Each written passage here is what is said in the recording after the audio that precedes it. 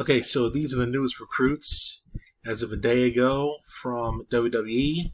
They all got officially hired, so they're going to be working out there. They're going to be officially going into NXT soon. There's a couple of faces I see here already that I know of already, whether it be from the indies or whether I've seen them on TV already. So I'll go over each one to see whether or not I see potential in them just by looking at them. I've been right before every single time. I know trash when I see it, and I know potential when I see it. Here we go. Let's start off with the obvious one, so I can ease into it. Let's start off with rok-c over here. I don't know anybody else's name except for hers. So rok-c. She's 20 years old. That's all they care about, really. She obviously is a pro wrestler before. She's been wrestling since she was like 17, something like that. Definitely not legal age because of the whole thing about in the indie scene. Maybe 16 or 17, something like that. And then eventually her 18th birthday came. I think around the time Joey Ryan was doing his thing about grabbing crotches, so there was this thing about that one, so I remember that very vividly. So she's been doing it for a very long time, and a high-level champion everywhere she goes. So rok-c's definitely the top-tier favorite there out of all the women there. I can tell she would be a star, but this is WWE here. NXT will do great things with them, and then when they go to the main roster, they will shit all over them. Damian Priest was going to get fired almost like, a month after he got called up there. If Bad Bunny didn't happen to be there, he would have got canned. That's the way this company is. They give up really quickly. And now that Bad Bunny's not there, Damian Priest is off to the races there. He pretty much has a spot there for years to come. But they're going to give up on him real quickly if some celebrity didn't come in there and save his ass, which is really fucked up with that company. So, let me see here. Who else here? Rich Holland's just who from NXT recently has made Riddle, I guess. The only reason he's still there is because of Randy Orton. If Orton wasn't there, I'm not sure what Riddle will be doing right now. Maybe he would be in a story with, I don't even fucking know who.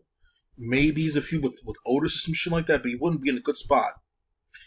If Orton didn't take a shining to his 420 lifestyle, I'm almost positive that Riddle wouldn't even be in the company right now. It's all about who you know, and who you knew for Priest was him. Since Hit Row didn't know anybody, they had to go. Since Brunchman didn't know anybody, they had to go, etc., etc., etc. You have to know somebody who's already made, Roman Reigns or Nia Jax eventually got canned after years of hurting people. So yeah, so let's see what I think of them for NXT. Let's probably a fair choice. NXT is probably a better choice there because we all know on the main roster a coin flip will get your ass canned. So here we go. Oh god, the hopeful thing with rok-c is hopefully, god damn it, do not pair her with another Asian. Do not fucking pair her with Indy Hartwell. Do not pair her up with the Warrior of the Sun. Do not do that bullshit. Cora Jade, another young girl like her, don't do that. Do not do that. But NXT actually takes a lot of their characteristics and does well with them. I have no idea what they're doing with Duke Hudson right now, to be honest, in NXT. Duke Hudson's just a fuckboy in the back. He used to be a gambler. He lost to Cameron Grimes, and now all of a sudden he's fucking chicks in the back. That's what he does now. He has no storyline. He just fucking chicks in the back. But I don't understand. I don't. Anyway, I'm sure his character will change again, and there'll be something else. So let's move on from there. I've just been enough time talking about that one. So okay, like I said, I'm gonna go. I have no idea what these girls' names are. There's one particular one I do know, and I'll get to them when I get to them. Left to right. Here we go. Let's start with her. I'll go up and down that way. So her. Hopefully she doesn't have a lot of tattoos because that's a big turnoff. So she looks interesting. She looks like a tough girl type. She looks taller than most of the girls there. Looks like she's standing up more. compared to like her like bending down over here, but she's standing up more than so. I think maybe she's taller than she is, or or maybe same height. But yeah, she looks like an imposing threat kind of person there. But she looks like she could be somebody. She looks like she has like some kind of spunk about her.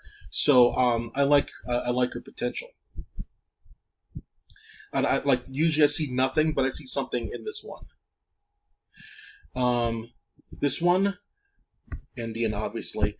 I don't know what they do with Indian characters. I know that one of them is a bodyguard of what's Grayson Waller, but I don't know generally what they do. I've never seen an Indian woman in a WWE ring. I even watched 2.0 and Next Level Up. I never see that. Indian guys, yes, I've seen. Indian women, I don't see. They could do it just for the PR, if you know what I mean. Going to Saudi Arabia and all that stuff there. So she could get that one, but I don't see a lot of potential of her being a big star. She could be, but I don't think so. I see more potential in this one than that one. Okay, so the same thing I see in her, or the same thing I see in her. Maybe she can be tough. Where the fucking no 10,000? No, anyway. With her waistband all the way up there, up until a goddamn rib cage, she's not looking good. I'll put it that way. Maybe there's something there with a tag team, but I don't see a lot. I see more out of her being given singles than that. So let's move on. I was going to go up and down, but okay, so I'll stop right about now. I did 3 here. See this guy? So he looks pretty cool. Yeah, he looks like a badass kind of guy. I like his potential. So I would say he has good future. This guy's face is very interesting.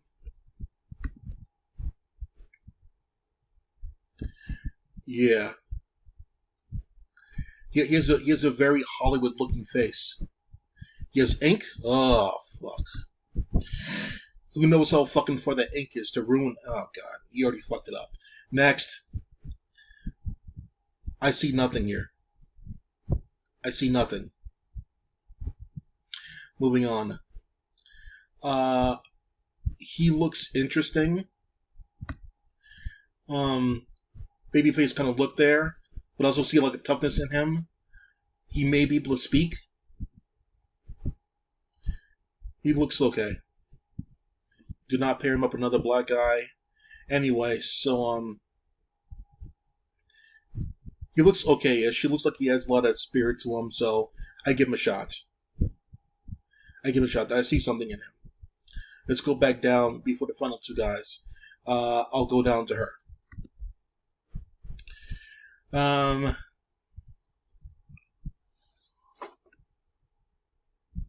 Anyway. So she has the most model-ish looking face of them all. But she could be a manager. She could be an interviewer backstage, like a lot of the pretty girls do backstage. But I see a lot of sass in the character. So with that said, I do see something in her. So hopefully she lives up to her potential. I knew it. As soon as I saw her in that bar, she was in the bartending scene about a month ago with the hillbilly guys. As soon as I saw her, even though she played a bartender, I know a wrestler when I see one. And then she appeared the next week, the week after, and the week after, and now she's still there. I still don't know what her name is, but I know a wrestler when I see one. And they obviously like her because she's on TV every single week. And I like her character. So let's see what they got with her. I like her character too. The hair looks good there. The face looks good there too. I see like emotion in her face there. So I see something in her. So yeah. Final two guys.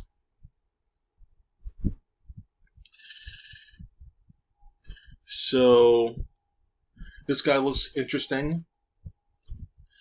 As well as this guy as well. He looks like he fits into that fucking woke group with I forget his fucking name with that guy who doesn't speak. Um, I forget his fucking name, but you know his name. But he looks like he fits well in that group there. Nice stoic look about him. Not the same thing. He's not the same stoic look. This guy's stoic look. I can tell. I can tell it's not his real face. This looks like his real face. He would fit well in that group there. So like I see more or less in this whole thing. I see a lot of potential in this group, more often than not. So they got good taste there when it comes to picking talents overall compared to the last group, which I believe only 10% of them are left. The other ones are not seen doing anything. So yeah, so good job, good eyes there. Let's see what they got in the future there. Hopefully, I can already tell they're grooming people to get out of NXT 2.0 right now, with them rubbing elbows with the main roster and them making debuts here and there. I can tell they're getting ready. So when they move out, these people move in. You can't just keep like piling it on. So I don't know who will go first, second, third. I don't know how their mind thinks. But she's the first one of this group to be on TV. So obviously she's going to be doing things first there. I don't know. I remember back in the day when Enzo and Kaz were doing something in a barbershop. And there was a woman, a salon, barbershop, what do you want to call it? And there's a woman who was working there, and they got that woman fired. That woman who they got fired is Carmella. So as soon as I saw Carmella, I knew a wrestler when I see one. So when I saw Carmella, I'm like, oh, she's definitely a wrestler. And she appeared week after week after week after week, just like her.